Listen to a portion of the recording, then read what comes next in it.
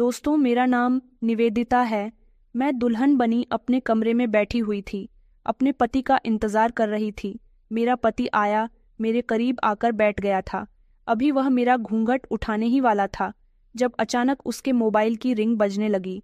वह बहुत खुश था क्योंकि उसे मुझ जैसी खूबसूरत लड़की जो मिल गई थी। फोन की आवाज़ पर तो वह भी घबराया था। पहले तो उसने कॉल को इग्नोर किया था, लेकिन अब दोबारा से उसके मोबाइल पर कॉल आने लगी थी तो उसने जैसे ही कॉल रिसीव की, उसके चेहरे का रंग बदल गया था। वह खामोशी से फोन पर बोलने वाले इंसान की सारी बातें सुनता रहा था।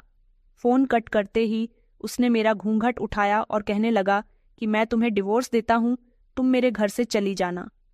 अपने पति की बात सुनकर मेरे होश उड़ गए थे और फिर अगले दिन मैं अपने मायके आ गई थी। ना जाने मेरी जिंदगी में ऐसा दिन क्यों आया था। ना जाने उस फोन करने वाले इंसान ने मेरे पति से क्या कहा था। ना जाने वह कॉल किसने की थी। इस तरह मैं एक ही दिन में तलाकशुदा हो गई थी। मैं मिडिल क्लास फैमिली में रहती थी। मेरे पेरेंट्स बचपन में ही मुझे अनाथ करके इस दुनिया से चले गए थे। मगर मैं अकेली नहीं थी। मुझे मेरे ताऊ और ताई जी ने बहुत प्यार दिया था। उन लोगों ने हमेशा मुझसे बहुत मोहब्बत की थी। उनके पास कोई बेटी नहीं थी, इसलिए उन्होंने मुझे अपनी बेटी बनाकर रखा था। कभी उन्होंने मुझे मेरे पेरेंट्स की कमी महसूस नहीं होने दी थी। ताई जी तो मुझसे इतना प्यार करती थी कि उन्होंने मेरा हर नखरा उठाया था। मैं 7 साल की थी जब मेरे पापा को हार्ट अटैक आया था और वह इस दुनिया को छोड़कर चले गए थे। फिर जब मैं 10 साल की हुई तो मम्मी छत पर कपड़े सुखाने के लिए गई थी। जब सीढ़ियों से नीचे आते समय उनका पैर फिसल गया और उनके सर में बहुत गहरी चोट लगी थी। 1 साल तक वह बीमार रही और फिर उसके बाद वह भी इस दुनिया को छोड़कर चली गई। हम सब लोग एक ही घर में जॉइंट फैमिली सिस्टम में रहते थे। मेरे ताऊ जी का एक बेटा था जो मुझसे उम्र में 3 साल बड़ा था। उसका नाम मोहित था। मैं बचपन से ही मोहित के साथ खेल कूद कर बड़ी हुई थी। हम दोनों आपस में कजिन से नहीं बल्कि बहुत अच्छे फ्रेंड्स भी थे। ताऊ और ताई जी मोहित से बहुत प्यार करते थे। आखिरकार वो उनका इकलौता बेटा था। जब उसकी उम्र 15 साल हुई तो उन्होंने उसे यूरोप में पढ़ने के लिए भेज दिया था। मैं उसके लिए हर दिन बेकरार रहती थी। उसके जाने के बाद मैं बहुत अकेली रह गई थी। हर दिन उसे याद करती रहती थी। ताऊ जी ने कभी किसी को यह नहीं बताया था कि मैं उनके भाई की बेटी हूँ। वह हमेशा मुझे अपनी ही बेटी मानते थे और दूसरों से भी यही कहते थे कि निवेदिता हमारी बेटी है। हमारे 2 बच्चे हैं। ताऊ जी मुझसे कहते थे कि मैं मोहित को भैया कहकर बुलाया करूं, मगर मैंने बचपन से ही उसे भाई नहीं कहा था क्योंकि मैं उसे अपना भाई मानती ही नहीं थी। मेरे दिल में तो उसके लिए एक अलग ही जज्बात थे। वक्त इसी तरह से गुजरता जा रहा था और मैं हर दिन मोहित के आने का इंतजार करती थी। न जाने कब उसकी पढ़ाई पूरी होगी और वह अपने घर वापस आएगा। उसके जाने के बाद मैंने वक्त कैसे गुजारा था यह मैं ही जानती थी। इस घर में ताऊ ताई जी मेरे मम्मी पापा समान थे, तो इन सब से मेरा एक अलग ही रिश्ता था। मैं चाहती थी कि मैं सारी जिंदगी इस घर में ही रह जाऊं, मगर ताई जी कहती थी कि अब तुम जवान हो रही हो, हमें तुम्हारी शादी करनी है। वह मुझे आगे और पढ़ने के लिए भी कहती थी, मगर मैंने बीकॉम करने के बाद आगे पढ़ाई नहीं की थी। ना जाने क्यों मेरा पढ़ाई में मन ही नहीं लगता था। मैं जवान हुई तो तब भी मेरे दिल में मोहित के लिए पहले जैसी ही मोहब्बत थी। मैं मोहित को कॉल करके हर रोज उसके बारे में पूछती रहती थी। वह मुझसे बहुत हंसी मजाक की बातें करता था। हम दोनों के बीच एक अलग ही बॉन्डिंग थी। हम दोनों के बीच कभी झगड़ा भी नहीं हुआ था। ताऊ ताई जी कहते थे कि तुम दोनों का रिश्ता ऊपर वाला हमेशा इसी तरह से बनाए रखे। जब वह मुझे इस तरह की दुआएं देते थे तो मैं बहुत खुश होती थी और अपने दिल में यही सोचती थी कि एक दिन ऐसा ही आएगा। हम दोनों का रिश्ता पहले से भी ज्यादा मजबूत हो जाएगा। मैं तो इस घर की बहू बनना चाहती थी, मोहित की जिंदगी में शामिल होना चाहती थी, मगर मोहित मेरे लिए अपने दिल में कोई ऐसी फीलिंग्स रखता था या नहीं, यह तो मैं नहीं जानती थी। मैं इस मामले में श्योर नहीं थी, लेकिन मुझे पूरा यकीन था कि वह मुझसे शादी करने के लिए कभी इनकार नहीं करेगा। आखिरकार वह मुझे बचपन से जानता था। उसके दिल में मेरे लिए मोहब्बत जरूर होगी। वैसे भी अभी हम लोगों की शादी की बात घर में सिर्फ तभी होती थी जब कोई रिश्तेदार आता था, मगर अभी तक हम दोनों में से किसी का भी रिश्ता नहीं आया था। ताऊ जी कहते थे कि पहले हम निवेदिता की शादी करेंगे, उसके बाद ही मोहित की शादी करेंगे। आखिर हमारे 2 ही तो बच्चे हैं। अब इन लोगों को क्या पता था कि एक वक्त ऐसा भी आएगा जब उनके दोनों बच्चों की शादी एक साथ ही इसी घर में होगी। वह मुझे कितना ही मोहित की बहन समझते थे, लेकिन थी तो मैं उसकी कजिन ही। सगे भाई बहन ही हमेशा भाई बहन कहलाए जाते हैं। मैं इन बातों को नहीं मानती थी, क्योंकि मोहब्बत तो किसी से भी हो सकती है, और जहाँ मोहब्बत हो वहाँ शादी करना ज़रूरी होता है। जब तक मोहब्बत हासिल ना हो उसे मोहब्बत नहीं कहा जाता। मेरा मानना तो यही था। इसीलिए मैं मोहब्बत को लेकर बहुत ही ज़्यादा सीरियस थी। मैंने सोच लिया था कि मोहित जब भी घर आएगा मैं उसे प्रपोज कर दूंगी, उसे अपने दिल का हाल बता दूंगी कि मैं उससे कितनी मोहब्बत करती हूँ। कुछ दिन गुजरे थे कि ताऊजी ने एक बहुत ही खुशी की खबर सुनाई थी। उन्होंने कहा कि मोहित घर आने वाला है। यह खबर सुनकर तो मेरे पैर जमीन पर नहीं थे। अगले हफ्ते मोहित इंडिया वापस आने वाला था। मैं बहुत खुश हो रही थी, इसलिए मैं उसके आने की तैयारी में लग गई थी। हर रोज मैं शॉपिंग पर जाने लगी थी ताकि अच्छे अच्छे कपड़े खरीद लूं। जब मोहित आए तो मैं उसके सामने उसकी पसंद के रंगों के कपड़े पहनूं। उसे अच्छा लगेगा। मैंने ताई जी से मोहित की पसंद का खाना बनाना भी सीख लिया था, ताकि वह आए तो मैं उसके सामने अपने हाथों से खाना बनाऊं। वह मेरे हाथों का खाना खाकर खुश हो जाए। मैंने घर में भी सफाई शुरू कर दी थी। ताई जी भी यह बात अच्छी तरह से जानती थी कि इतने सालों के बाद आखिरकार मेरा बेस्ट फ्रेंड घर लौट रहा है, जिसकी मुझे अलग ही खुशी थी। हमारे कुछ मेहमानों को भी इनवाइट कर दिया गया था। ताऊ जी चाहते थे कि जिस दिन मोहित घर पर आए उसका बहुत अच्छे से स्वागत किया जाए। इसलिए एक छोटा सा फंक्शन रखा गया था, जिसमें उसकी पसंद के सारे खाने बनवाए गए थे, और मैंने भी उस दिन पहनने के लिए एक बहुत प्यारा सा ड्रेस लिया था।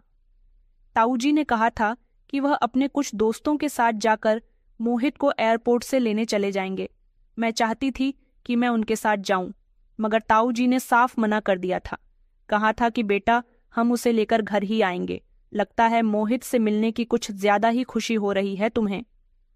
अब मैं उन्हें क्या बताती कि ऊपर से दिखने वाली खुशी तो मेरी कुछ भी नहीं थी, जितनी अंदर से मैं खुश थी। फिलहाल 1 हफ्ता भी इसी इंतजार में गुजर गया था कि कब मोहित घर आएगा, और फिर सुबह से ही मैं सारे कामों में लग गई थी। शाम को मेहमान आने के साथ साथ मोहित भी घर आने वाला था। मैंने घर को बहुत अच्छे से डेकोरेट किया था। शाम के 7 बजे तक मोहित घर में आ गया था।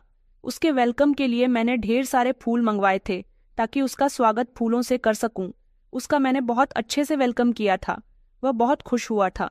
उसे इतने सालों के बाद देखकर मेरे दिल के सारे अरमान जाग उठे थे। आखिरकार मैंने उसे पूरे 60 साल के बाद देखा था। वह बहुत ज्यादा चेंज हो गया था। ऐसा नहीं था कि मैंने उसे बिल्कुल ही नहीं देखा था।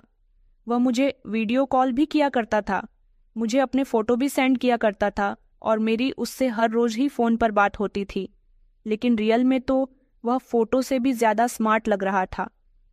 आते ही सबसे पहले वह अपने माता पिता से गले मिला था, और उसके बाद वह मेरी तरफ दौड़कर आया था।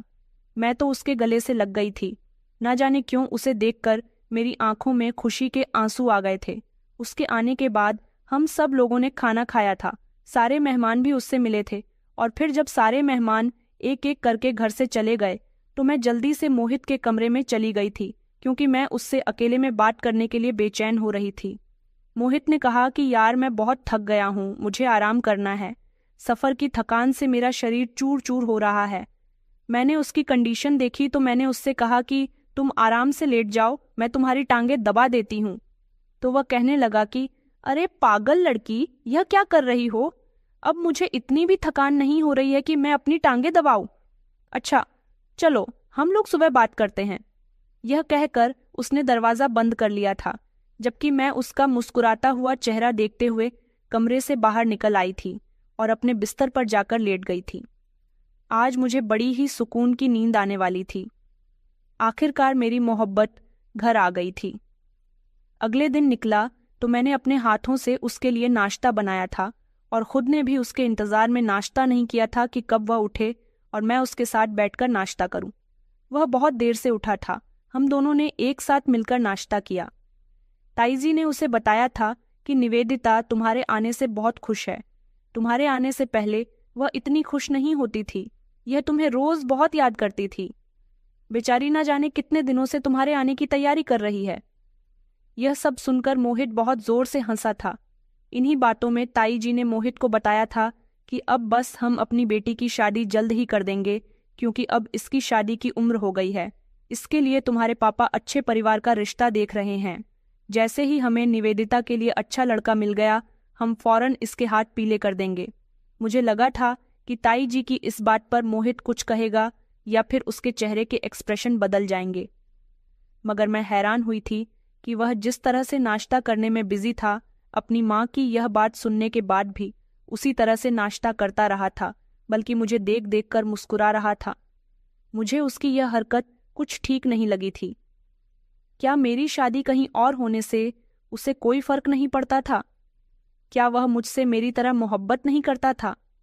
मैंने सोच लिया था कि मुझे उसे जल्द ही अपने दिल का हाल बताना होगा। मैं उसके साथ घूमने के लिए बाहर चली गई थी। मैंने सोचा था कि मैं वहां मौका देखकर उसे अपने दिल का हाल बता दूंगी। पहले तो हम इधर उधर की बातें करते रहे, फिर उसके बाद उसने बातों ही बातों में मुझे एक ऐसी बात बताई जिसे सुनकर मेरे होश उड़ गए थे। उसने मुझसे कहा कि यार, मैं तुम्हें एक बात बताना चाहता था। दरअसल मुझे एक लड़की पसंद आ गई है, और तुम जानती हो कि वह लड़की कहाँ की है। जब मैंने मोहित की यह बात सुनी तो मेरे चेहरे का रंग उड़ गया था। मैं खामोश हो गई थी। उसने कहा, अरे तुम नहीं जानती, वह लड़की इंडिया की ही है और हमारे ही शहर की है। मुझे तो बहुत खुशी हो रही है। मैं चाहता हूं कि मैं जल्द से जल्द मम्मी पापा को इसके बारे में बता दूं, लेकिन पहले तुम्हारी शादी हो जाए। इतनी जल्दी मैं अपने बारे में उनसे बात नहीं कर सकता। तुम्हारी शादी के बाद वैसे भी वो लोग मेरी ही शादी कर देंगे, और अभी उस लड़की की भी शादी में टाइम है। उसकी पढ़ाई पूरी होने में अभी 1 साल है, उसके बाद ही उसके पेरेंट्स उसकी शादी करेंगे। इतने में मैं मोहित से कुछ कहने ही वाली थी। वो उस लड़की के बारे में बता बताकर बहुत खुश हो रहा था और उसकी तारीफ में जमीन आसमान एक कर रहा था। मेरे दिल के अरमान तो जैसे मेरे दिल में ही दबकर रह गए थे। मेरी सारी फीलिंग्स चकनाचूर होकर रह गई थीं। मोहित की ऐसी बातों ने मेरे दिल को बहुत तकलीफ पहुंचाई थी। वहां पर मुझसे रुका नहीं जा रहा था, इसलिए मैं मोहित को अकेला छोड़कर वहां से घर आ गई थी। कुछ दिन इसी तरह से गुजर गए थे। मेरा मोहित से बात करने का भी मन नहीं कर रहा था। मैं मन ही मन उस लड़की को कोस रही थी जो मेरे और मोहित के बीच में आ गई थी। मुझे बहुत गहरा सदमा पहुंचा था। मैं कमरे से बाहर ही नहीं निकलती थी।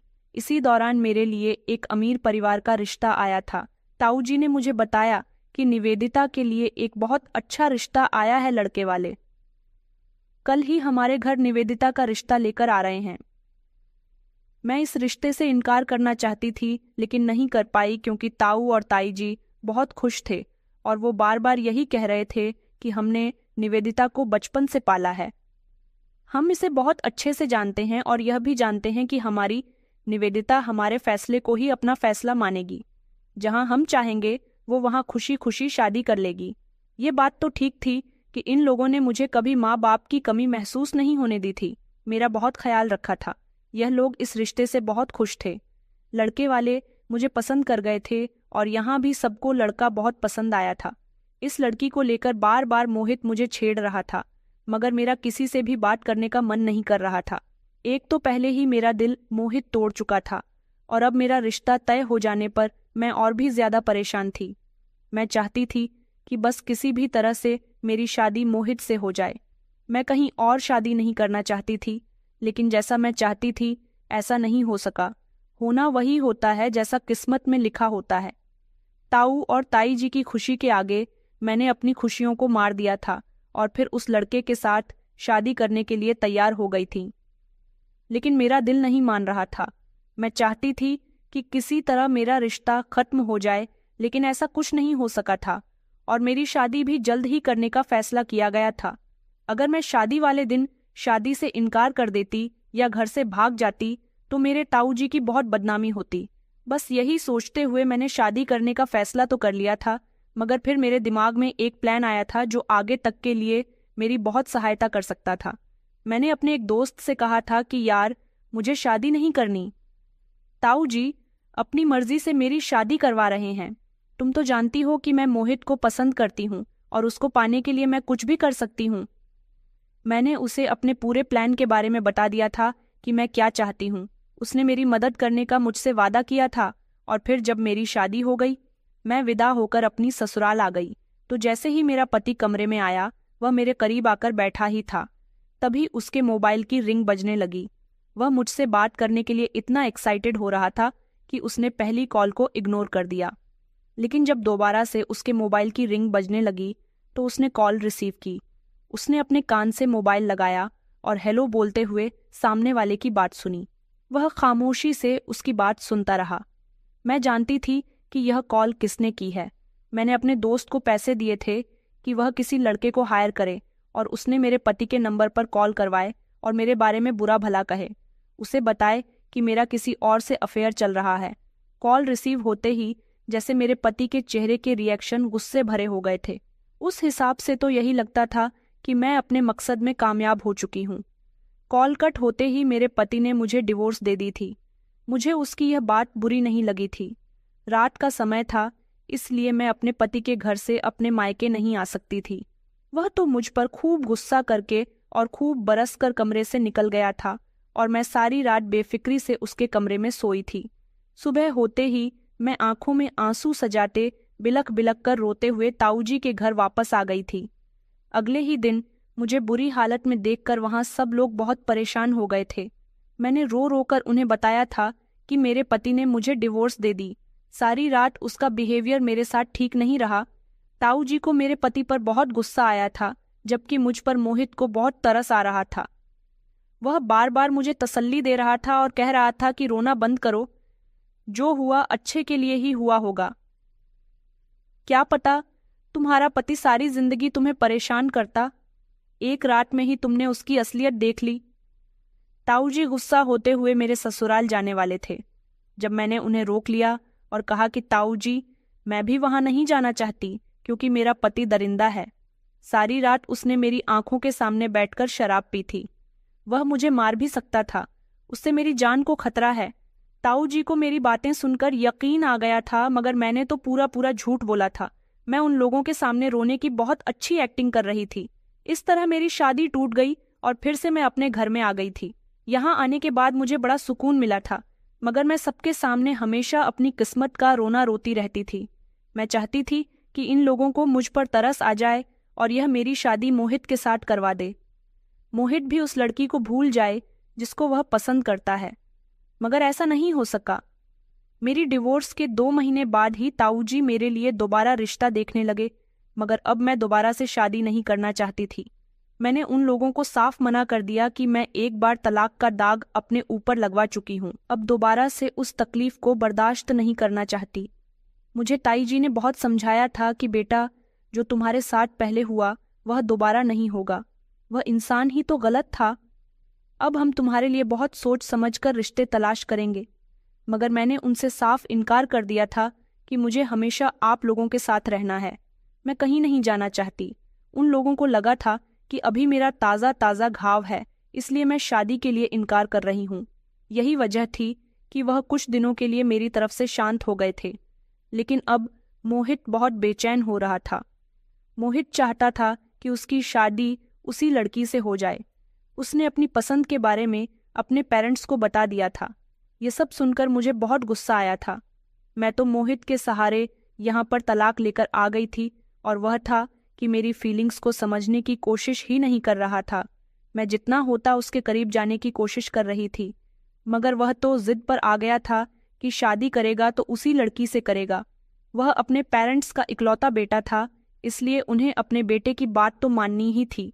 इसीलिए वह रिश्ता लेकर उस लड़की के घर चले गए।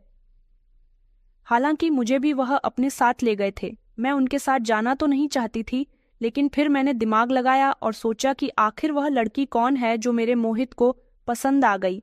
मैं उसे देखना चाहती हूँ, बस इसीलिए मैं वहां पर चली गई थी। लड़की सच में बहुत सुंदर थी, अच्छी थी, तभी तो मोहित को पसंद आई थी, मगर मेरे लिए वह पहली ही नज़र में मेरी दुश्मन बन गई थी। मैंने सोच लिया था कि मैं इसे कभी भी मोहित का नहीं होने दूंगी। जब सब लोग घर आ गए तो डिस्कशन हुआ। ताई जी को तो लड़की बहुत पसंद आई थी, लेकिन मैंने साफ इनकार कर दिया था कि मुझे वो लड़की बिल्कुल भी पसंद नहीं आई। मोहित मुझे अजीब नज़रों से देखने लगा था। उसने कहा कि तुम कैसी बातें कर रही हो? सुनैना बहुत अच्छी लड़की है, पढ़ी लिखी, संस्कारी और घरेलू लड़की है। ताई जी ने मुझसे पूछा कि तुम्हें आखिर सुनैना क्यों पसंद नहीं आई। फिर मैंने कोई मामूली सा बहाना बना दिया ताकि मोहित मुझसे नाराज ना हो, क्योंकि उसका मूड मेरी तरफ से अचानक बदल गया था। घर में सबको लड़की पसंद आई थी, इसीलिए रिश्ते के लिए हाँ कर दी गई थी। मेरा दिल उस दिन बहुत दुखी था। अब मैं अपने कमरे में आकर बहुत रोई थी। मैं मोहित के लिए क्या कुछ नहीं कर रही थी। उसे मेरी मोहब्बत दिखाई क्यों नहीं देती थी। मोहित की शादी जल्दी करने का फैसला कर लिया गया था, क्योंकि मोहित को उस लड़की से शादी करने की बहुत जल्दी थी। अभी तो उसकी पढ़ाई भी कंप्लीट नहीं हुई थी, मगर ताऊ जी ने लड़की के पेरेंट्स से कहा था कि लड़की हमारे घर रहकर भी अपनी पढ़ाई कंप्लीट करेगी। मेरी समझ नहीं आ रहा था कि मैं अब क्या करूं। फिर मैंने सोचा था कि मैं वही सब कुछ दोहरा लूंगी जो मैंने अपने लिए किया था। मैं कुछ भी करके इन दोनों की शादी नहीं होने दूंगी। धीरे धीरे वक्त गुजर गया था और मोहित की शादी का समय भी आ गया था। मैं अपने दोस्त के पास चली गई और उससे कहा कि जिस लड़के से तुमने मेरी शादी की रात कॉल करवाई थी, अब तुम्हें इस लड़के से मोहित को कॉल करवानी है, और इस बार वो इंसान मोहित से मेरी बुराई नहीं करेगा बल्कि सुनैना की बुराई करेगा। मैंने सुनैना के बारे में कुछ इन्फॉर्मेशन निकाल ली थी, क्योंकि अक्सर घर में मोहित सुनैना की बातें करता रहता था। सुनैना गांव से बिलोंग करती थी और उसकी फैमिली कुछ सालों पहले इस शहर में आकर शिफ्ट हो गई थी। उसके ज्यादातर रिश्तेदार गांव में ही रहते थे। मोहित ने सुनैना के रिश्तेदारों का भी कई बार घर में जिक्र किया था। मैं सब कुछ अपनी दोस्त को बता चुकी थी। मेरी दोस्त ने कहा था कि तुम फिक्र मत करो। मैंने अपनी दोस्त को पैसे थमाए और वापस घर आ गई थी, क्योंकि जो लड़का फोन पर बात करता था वह पैसों के लिए यह सब कुछ कर रहा था। मैं जानती थी कि इस बार भी मेरा प्लान सक्सेसफुल रहेगा। घर में मोहित की शादी की तैयारियां चल रही थीं और फिर उसकी शादी का दिन भी आ गया था। बारात निकलने ही वाली थी। मुझे उम्मीद थी कि वह लड़का सही वक्त आने पर मोहित को कॉल जरूर करेगा। ताईजी ने मुझे कुछ कामों में लगा दिया था। मैं उनमें उलझ कर रह गई थी। मैं बार बार मोहित के चेहरे के रिएक्शन देख रही थी। उसके चेहरे पर तो कहीं से कहीं तक भी बदलाव नजर नहीं आ रहे थे। वह अपनी शादी से बेहद खुश था। मैं कंफ्यूज हो रही थी कि आखिर क्या माजरा है। क्या मोहित के पास अभी तक कॉल नहीं आई? ताईजी मुझे बार बार इतने काम बता रही थी कि मुझे बार बार मोहित से अपना ध्यान हटाना पड़ रहा था। इसी जल्दबाजी और कामों में बिजी होने की वजह से बारात पहुंच गई थी। सुनैना और मोहित की शादी भी हो गई थी और बस मैं हाथ मलती रह गई थी। मुझे इतनी फुर्सत नहीं मिली कि मैं अकेले में जाकर उस लड़के को कॉल करके पूछ सकूं कि तुमने मोहित को कॉल किया या नहीं, क्योंकि मोहित की शादी हो चुकी थी। मोहित के चेहरे की बढ़ती हुई खुशी देखकर मुझे नहीं लग रहा था कि उसने उसे कॉल की है। रात के टाइम बारात वापस आ गई थी। सुनैना को मोहित के कमरे में भेज दिया गया था। वह मोहित की दुल्हन बनकर उसके बिस्तर पर बैठी थी। मुझे उसे देख देख कर बहुत गुस्सा आ रहा था। उसके लिए जलन महसूस हो रही थी कि जिस जगह पर वह बैठी है वह जगह उसकी नहीं बल्कि मेरी थी। कुछ ही देर गुजरी थी कि मोहित को भी कमरे में भेज दिया गया था। मैं बस हाथ मलती रह गई थी। काफी रात हो चुकी थी, इसलिए सब अपने अपने कमरे में सोने के लिए चले गए थे। मैं जैसे ही कमरे के अंदर आई तो मैंने उसे कॉल मिलाकर उसे बहुत बातें सुनाई थीं। कहा था कि तुमने मोहित को कॉल क्यों नहीं की? बेवकूफ लड़के, तुम नहीं जानते कि तुमने कितना कीमती वक्त गंवा दिया। शादी से पहले ही तुम्हें उसे कॉल करनी थी। अब उन दोनों की शादी हो चुकी है। वह कहने लगा कि मैं ना जाने कब से मोहित का नंबर ट्राई कर रहा हूं, वह कॉल रिसीव ही नहीं कर रहा। अब बताओ इसमें मैं क्या करूं? मुझे इंतजार है कि वह जैसे ही मेरी कॉल रिसीव करेगा मैं उसे वैसा ही कहूंगा जैसा तुमने मुझे बताया है। यह मोहित का बच्चा कॉल रिसीव क्यों नहीं कर रहा था? इसे शादी की इतनी खुशी थी कि उसने अपने फोन पर भी ध्यान नहीं दिया था। मैंने उससे कहा कि अब तो मोहित और सुनैना की शादी हो चुकी है, मगर तुम्हें लगातार उसे कॉल करनी है। उसे उसकी पत्नी के बारे में जरूर बताना है। अगले दिन मोहित जब कमरे से बाहर आया तो ताई जी ने उसे आशीर्वाद दिया और उससे पूछा कि नई जिंदगी की शुरुआत कैसी रही बेटा। मैंने गौर किया था कि मोहित के चेहरे पर अब की बार मुस्कुराहट नहीं थी और उसके चेहरे के एक्सप्रेशन भी बदले हुए थे। अब जाकर तीर निशाने पर लगा था। मैंने तो सोचा भी नहीं था कि वह लड़का दिन निकलने का इंतजार भी नहीं करेगा और अपना काम कर देगा। मोहित ने ताई जी को कोई जवाब नहीं दिया था और वह वहां से चला गया था। उधर जब मैं सुनैना के पास गई तो देखा कि उसकी आंखों में भी आंसू थे। अब तो मुझे पक्का यकीन हो गया था कि जैसा मैं चाहती थी वैसा ही हो रहा है। इसका मतलब यह था कि सारी रात मोहित सुनैना से दूर दूर रहा था। कुछ दिन इसी तरह से गुजर गए थे। मोहित सुनैना से नाराज रहने लगा था। सुनैना तो उससे बात करने की भी बहुत कोशिश करती थी, लेकिन वह उससे हमेशा दूर ही रहता था। ताऊ और ताई जी भी यह बात अच्छी तरह से देख रहे थे कि मोहित सुनैना से खिंचा खिंचा क्यों रहता है। जब वह सुनैना से इस बारे में बात करते तो सुनैना कहती कि वह खुद भी इस बारे में कुछ नहीं जानती। शादी की पहली रात भी मोहित खुशी खुशी कमरे में गया था, लेकिन थोड़ी देर के बाद उसका अचानक मूड चेंज हो गया था। न जाने उसको ऐसा भी क्या हो गया। ताऊ जी ने मोहित से अकेले में बात की थी और उससे पूछा था कि तुम्हारी शादी तो सुनैना के साथ पसंद से हुई है, तो फिर अब तुम उसके साथ खुश क्यों नहीं रहते। मोहित किसी को भी जवाब नहीं देना चाहता था। इस दौरान मैं मोहित से नज़दीकियां बढ़ा रही थी, मगर वह मुझे भी इग्नोर करता था। सुनैना थी कि वह हर बार मोहित से बात करने की कोशिश करती थी। कुछ दिन इसी तरह से गुजर गए थे। सुनैना के घर से फ़ोन आया कि गांव में उनके कुछ रिश्तेदार हैं जहां पर किसी की मौत हो गई। वह लोग सुनैना और मोहित को अपने गांव लेकर जाना चाहते हैं। मोहित को इस बात से कोई प्रॉब्लम नहीं थी। मोहित और सुनैना दोनों ही वहां पर चले गए थे। रात हुई तो वह लोग वहां से वापस आ गए थे, मगर मैंने देखा था कि मोहित बड़े ही गुस्से में घर के अंदर दाखिल हुआ था और आते ही अपने कमरे में चला गया था, जबकि सुनैना की आंखों में आंसू थे और वह भी कमरे के अंदर चली गई। ताईजी यह सब देखकर दंग रह गई थी। उन्होंने कहा कि आखिर इन दोनों को क्या हुआ। असल तूफान तो उन दोनों की जिंदगी में उस दिन आया था जिसे देखकर मुझे बहुत खुशी हुई थी, और अब मुझे यकीन हो गया था कि मोहित सुनैना को डिवोर्स देकर ही रहेगा। मोहित ने कमरे के अंदर जाते ही चीजों को इधर उधर उठाकर फेंकना शुरू कर दिया और तोड़फोड़ करने लगा। हम सब लोग काफी डर गए थे। घबराकर सब उसके कमरे में पहुंचे तो ताई जी ने उसे रोकने की बहुत कोशिश की और उससे कहा कि तुम यह क्या कर रहे हो, क्यों इतने गुस्से में हो, जबकि सुनैना एक तरफ खड़ी डरी सहमी आंसू बहा रही थी। मोहित ने चिल्लाते हुए ताई जी से कहा कि मम्मी, मुझसे क्या पूछती हो, अपनी लाडली बहू से पूछो जो आज अपने पुराने आशिक के साथ उसको ढेर सारी तसल्ली देकर आई है। मोहित ने बताया कि इसके गांव में जो उसके रिश्तेदार रहते हैं वहां पर एक लड़का है। उसके साथ यह बहुत चिपक चिपक कर उसे तसल्ली दे रही थी। मुझे इसकी यह हरकत बिल्कुल पसंद नहीं आई। मैं सब समझता हूं कि यह उस लड़की के साथ इतना क्यों चिपक रही थी। सुनैना रोते हुए कहने लगी कि मम्मी जी, अर्पित गलत समझ रहे हैं। संजय मेरा कजिन होने के साथ साथ मेरा दोस्त भी है। वह मेरा दूर का रिश्तेदार है। उसे पढ़ाई के सिलसिले में मेरी अच्छी दोस्ती हो गई थी।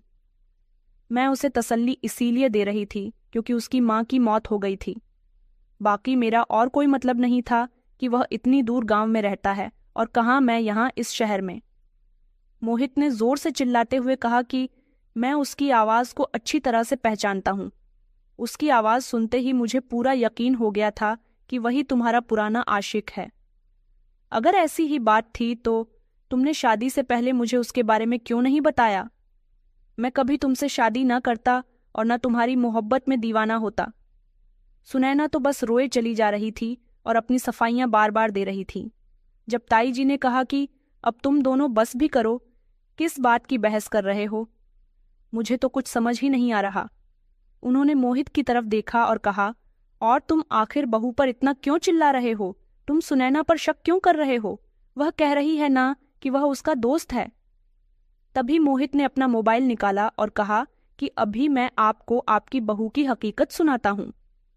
उसने अपने मोबाइल से निकालकर वह कॉल रिकॉर्डिंग सुनाई जो मैंने करवाई थी। मोहित के मोबाइल पर पहले ही रिकॉर्डिंग लगी हुई थी, इसलिए उसके पास वह कॉल रिकॉर्ड थी। उसने उसे प्ले किया जिसमें वह लड़का मोहित से कह रहा था कि मैं सुनैना से बहुत प्यार करता हूँ, वह लड़की भी मुझसे प्यार करती है, फर्क सिर्फ इतना है कि मैं गरीब हूँ। तुम शहर के पढ़े लिखे और खाते पीते घर के लड़के हो, इसीलिए वह तुमसे शादी कर रही है, वरना मोहब्बत तो वह हमेशा मुझसे ही करती है। तुम मुझसे शादी करके बहुत बड़ी गलती कर रहे हो। याद रखना कि तुम एक दिन बहुत पछताओगे। मैं चाहता हूं कि तुम खुद ही रास्ते से हट जाओ, यही तुम्हारे लिए बेहतर होगा। मोहित उसे चीख चीख कर पूछ रहा था कि तुम कौन हो, मगर उसने अपनी पूरी बात कहे बिना ही कॉल बंद कर दी थी। और बस फिर उस अननोन नंबर से आने वाली कॉल से मोहित के दिल में सुनैना के लिए शक पैदा हो गया था। अभी तक उसने सुनैना को कुछ नहीं बताया था,